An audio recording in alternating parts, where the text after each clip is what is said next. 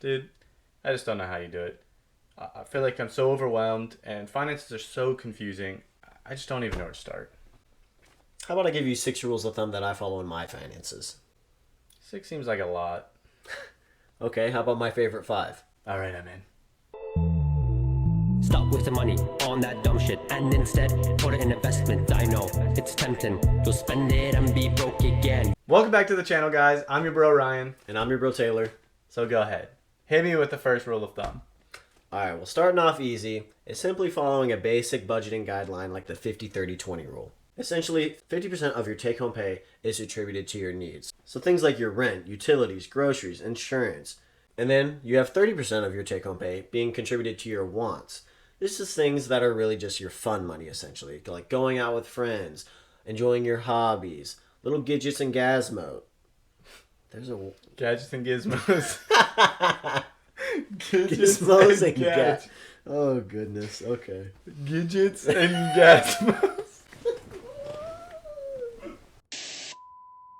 And then there's 30% of your take-home pay that can be attributed to your wants. So things like eating out, subscriptions, entertainment, enjoying your hobbies, really just your fun stuff. And then we have that remaining 20% that you need to designate towards savings and any extra debt you have. So essentially this is where you're funding your emergency fund, your investments, and you need to be paying off any accruing debt that you have or existing balances that you hold. Well, I live in a pretty expensive area. What do you think about that? How does that work? Yeah, I did want to go ahead and present the overall common rule, but in areas like ours that are a bit more expensive, a lot of people do shift it a little over to about a 60-20-20 rule. So you're taking 10% from your wants and applying it to your needs. The 20% savings of debt, that's really a non-negotiable. It's really more so for your overall financial well-being. Gotcha. And if you're able to follow that rule, you're already ahead of a lot of people. Now, one thing to note is this is oftentimes a lot of people's first budget. It's a good thing for beginners. It gets you a good baseline of, okay, this is roughly where I should be.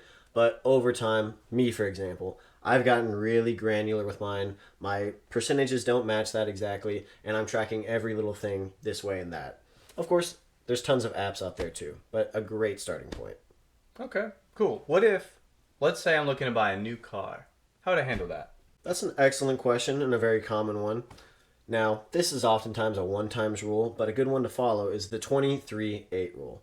Essentially what that means is that you're paying 20% down, your finance term can only be for 3 years, and your monthly payment can't exceed 8% of your gross income. Okay. I know there's a bit of math behind that, but you work that out and you get a pretty good picture of what kind of car you can afford. Doesn't sound bad at all. Okay, so we talked about how to get a starter budget. We talked about how to get our first car, or a new car now that I know how to budget. And that's 8% of my take home out of my needs, because I'm getting it now. Mm-hmm. But where's the rest of the 50%? For example, what about my rent? How much of my rent can go to that needs?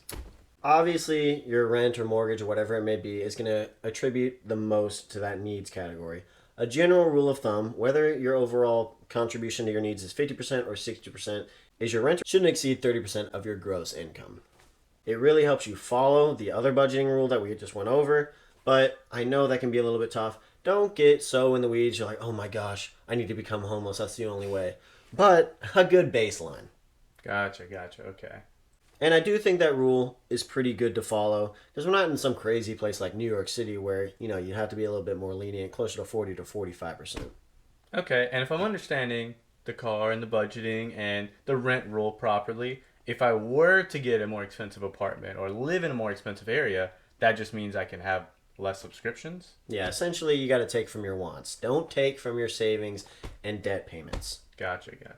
Okay, I'm starting to get it now. It's starting to come a little easier. And for me, sometimes it's hard to remember all the things we need to spend money on, but I get the budgeting is more weekly or monthly based. Is there some kind of daily rule you follow or a daily limit you give yourself? That's a good point. It is a bit harder to see big picture when you're in the day-to-day. So a good rule of thumb to follow is the $25 rule. Okay. Basically, anything under $25, you really got to ask yourself, do I need this? Oftentimes it's some little trinket or some fast food stop that you don't really need. And on the flip side of that, anything above $25, maybe give yourself 24 hours to think about it. Oh, I see what you did there. Things like an Amazon purchase, you know, you may come across something in the TikTok shop where you're like, oh my gosh, Gotta have I need it. that blanket. Let it sit in the cart for 24 hours, and then if you still think it's a good idea, maybe then it's a justifiable purchase. But a lot of times, it's more of the bright and shiny thing in front of us. Okay, I've heard of that rule. Not the $25 rule, but the 24-hour rule I have heard of. The $25 rule, I like that though. So on a daily basis, I can say, do I need that? No, I'm probably just hungry in this moment. Or I'm probably just bored in this moment. Yep. I get that. That makes a lot of sense. Yeah, and I mean, if you're able to follow that rule, you're going to be better off than a lot of people. In fact, a study shows that your average American is spending about $300 a month on impulse purchases. Whoa. Honestly, I wouldn't be too surprised if I'm doing that right now since I'm not really paying attention. I'm just buying as I buy. And hey, before I budgeted, I was guilty myself. Okay, so now we've got to frame a budget. We've got to frame our rule of thumb for buying a car, for how much I need for rent. We've got all these good ones. Okay, what about if something comes along I'm not expecting? So I fall off a bike because I'm doing something silly and I hurt myself, have to go to the hospital. How do you account for that? That is a good question, and the reality is things do come up. So a very common rule of thumb that I feel like, honestly, everyone should follow because it will leave you much better off is having an emergency fund, more specifically having it funded for 3 months of expenses. To your point, a lot of people start off where they're like, okay, I just need $1,000 in my emergency fund, or at least enough to cover your highest deductible. To your point, if you're having to go to the hospital and you have a $2,000 deductible, it's probably best that you have that $2,000 somewhere. If your deductible is only $500, then maybe you can get by with $500. But to your point of things just happening, let's say that, you know, something crazy happens and you lost your job. Your landlord isn't going to suddenly give you rent for free. They're not going to be like, oh yeah, I completely understand. Maybe you have that relationship, stay with that landlord. But the reality is that most people are going to be stringent and they're really going to want their money. So if you have that buffer of about 3 to up to 6 months, really, it takes a lot of stress off you and just leaves you better off. That makes a lot of sense. And I've heard of an emergency fund. A lot of people talk about it. So I was thinking you were going to say that, but that makes a lot of sense and honestly would be a lot less stress.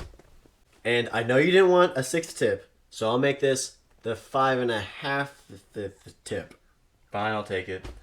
Is keep that emergency fund in somewhere like a high yield savings account where you're making a little bit of money. 3 to 5% return on your money is way better than the 0.01 you're probably getting in your normal savings. That way, I'm not losing money due to inflation. I get it now.